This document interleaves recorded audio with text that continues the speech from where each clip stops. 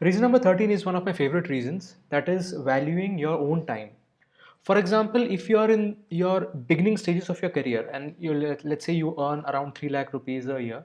So if you focus on your own studies, then probably you can make 6 lakhs in the next year by switching your job, right? So you have 100% growth.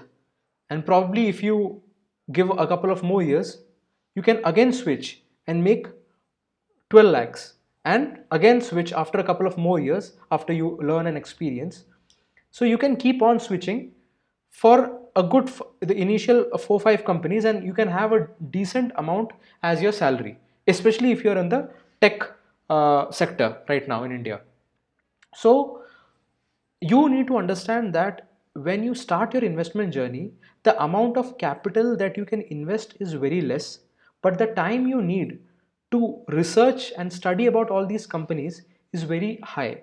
So even if you double your money in stock markets, because the capital you're playing with is small, the overall, let's say you invested 1 lakh rupees, you will get 2 lakh rupees in 1 year.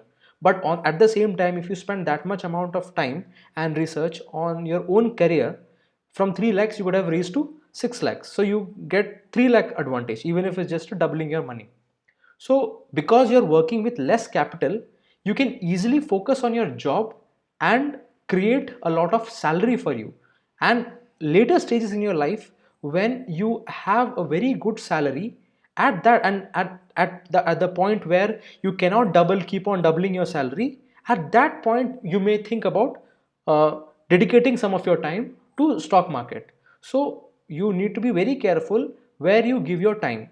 Do you give your time to your office and doubling your salary, or do you give time to your stock markets and stock market research, where even if you double your returns, the quantum of increase is very less.